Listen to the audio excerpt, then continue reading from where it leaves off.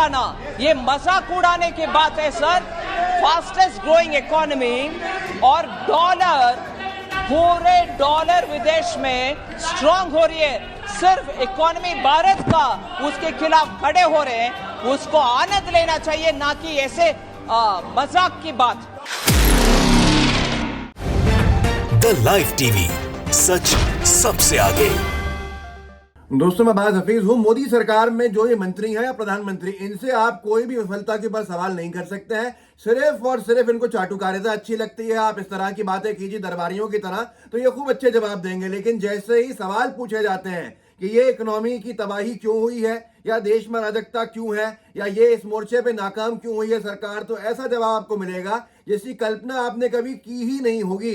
बिल्कुल जैसे कि कुछ है ही नहीं, सब कुछ अच्छा चल रहा है। निर्मला सीतारमण साहब हमेशा ही इस तरह की किसी ना किसी बयानबाजी के लिए जानी जाती हैं, लेकिन अब जो उन्होंने कहा है वो चौंका देने वाला इसलिए है कि एक बार फिर से सदन में उन्होंने एक ऐसा जवाब दिया है जिसको देखकर लोगों की चिंता बढ़ गई है कि क्या हमारी इकोनॉमी सही हाथों में है, सुरक्षित हाथों में है या नहीं है। निर्मला सीतारमण जी से किसी ने सवाल किया कि रुपया वेंटिलेटर पे क्यों है, तो वो गुस्से में आ गई और सदन में मजाक उड़ाने लगी। उनका कहना था कि आप मजाक उड़ा रहे हैं और ये मजाक उड़ाना सही नहीं है। मतलब अगर अब रुपये की बात की जाएगी, उसकी चिंता बताई जाएगी, जाहिर की जाएगी, उस पर सवाल पूछा जाएगा कि निरंतर रुपया नीचे क्यों गिरता जा रहा है, तो ये रुपये का और भारत की इकोनॉमी का मजाक उड़ाना हो गया। हर चीज को, अपनी नाकामी को देश से जोड़ देने का काम भारतीय जनता पार्टी का है। आप खुद देखिए निर्मला सीतारमण जी किस तरह से जवाब दे रही है सदन में। वो मजाक उड़ा रही हैं या वो लोगों को कह रही हैं कि आप मजाक उड़ा रहे हैं, या आप तय कीजिएगा।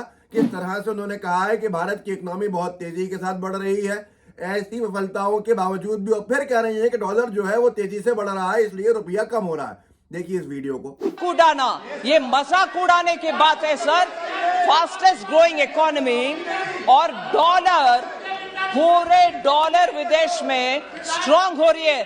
सिर्फ इकोनॉमी भारत का उसके खिलाफ खड़े हो रहे हैं, उसको आनंद लेना चाहिए, ना कि ऐसे मजाक की बात।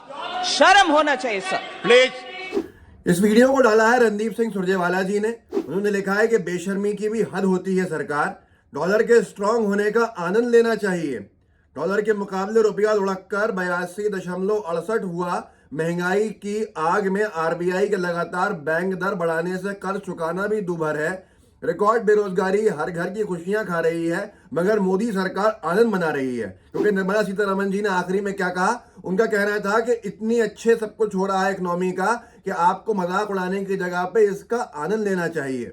मतलब रुपया गिरे तो हम इसका आनंद लें। निर्मला सीतारमण साहब से लोग पूछ रहे हैं नीचे साहिबा से कि आप ये बताइए कि रुपया वेंटिलेटर पे आ जा रहा है, हम इसका आनंद लें। आरबीआई सीधे सीधे रेपो रेट बढ़ा रहा है, जिससे पूरे के पूरे लोन्स महंगे हो रहे हैं, फ्लैट खरीदना लोगों का महंगा हो रहा है, ईएमआई लोगों की महंगी हो रही हैं। लेकिन ये कह रही हैं कि इकोनॉमी बढ़ रही है, इकोनॉमी बढ़ रही है और उसका आनंद लिया जाए। ये इकोनॉमी कहाँ बढ़ रही है, ये सवाल पूछना चाहता है हर एक व्यक्ति। क्या मापने का तरीका है ऐसी इकोनॉमी बढ़ने का जिसके अंदर इकोनॉमी बढ़ती हुई नजर आ रही है, ये हर एक व्यक्ति आज जानना चाहता है। लोन्स बढ़ गए, डॉलर के मुकाबले में रुपया अपने निचले स्तर पर रोज जाता है। हर रोज ये खबर पड़ी जाती है कि रिकॉर्ड तोड़ दिए पिछले सारे के सारे रुपये ने गिरने के। रुपये की गिरावट सरकार की नाकामी है। ये तो मोदी जी ने भी कहा था कि ये रुपया नहीं गिरा जब मनमोहन जी की सरकार थी। ये रुपया नहीं गिरा बल्कि दिल्ली वालों की जो नियत है, उनकी नाकामी है, उसकी वजह से गिर रहा है ये। और आज मोदी जी मंत्री हैं, प्रधानमंत्री हैं, तो कोई विषय नहीं है।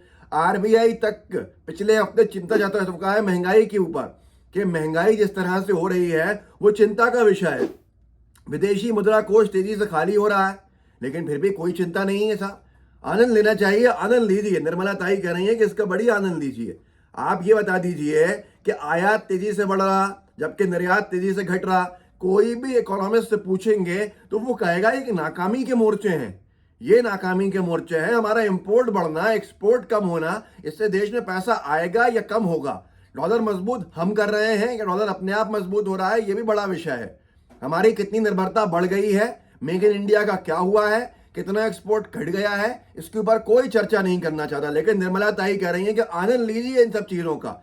आप खुद बता दीजिए मुझे, मैं आपको कुछ चीजें पढ़ के सुनाता हूं और आप समझ जाइएगा। दैनिक जागरण ने लिखा, आरबीआई रेपो रेट हाइक, महंगाई पर आरबीआई का एक और प्रहार, फिर बढ़ा रेपो रेट, महंगा होगा लोन, बढ़ेगी ईएमआई।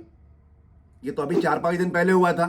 देश भर के अंदर हंगामा है, खास तौर पर युवा पीढ़ी में हंगामा है कि वो कमाए या बैंक के कर्जे चुकाए। बढ़ते इंटरेस्ट की वजह से वो बैंक के कर्जे भी नहीं चुका पा रहा है और साथ के साथ अपना घर भी नहीं चला पा रहा है। दैनिक भास्कर ने लिखा, आरबीआई ने ब्याज दरें 0.35% बढ़ाई।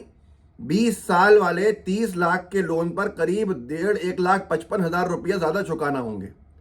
जिस व्यक्ति ने घर लिया है, 20 साल का लोन कराया है और उसको 30 लाख का उसने लोन लिया एक फ्लैट लेने के लिए एक टायर 2 सिटी के अंदर, टायर 2 या टायर 3 सिटी के अंदर, एक नॉर्मल शहर के अंदर, एक मेट्रो से हट के उसको 30 लाख रुपया का फ्लैट मिल गया है।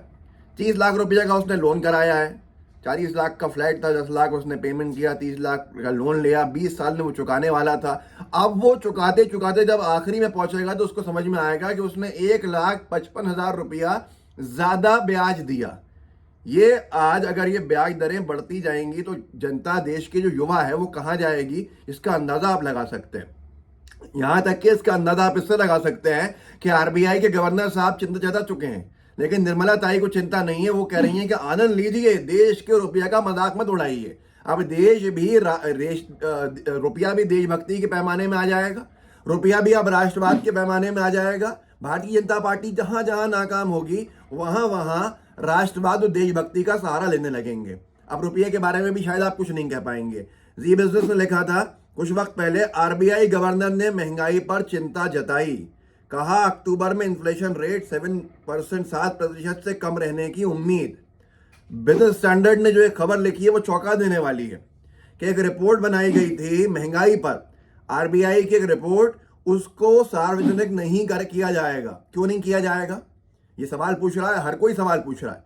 बिजनेस स्टैंडर्ड ने लिखा, महंगाई पर आरबीआई रिपोर्ट का खुलासा नहीं। केंद्रीय वित्त राज्य मंत्री पंकज चौधरी ने सोमवार को संसद में कहा कि महंगाई पर काबू पाने में हुई विफलता पर भारतीय रिजर्व बैंक की रिपोर्ट सार्वजनिक नहीं की जाएगी। मंत्री ने कहा, रिजर्व बैंक ने केंद्र सरकार को एक रिपोर्ट सौंपी है।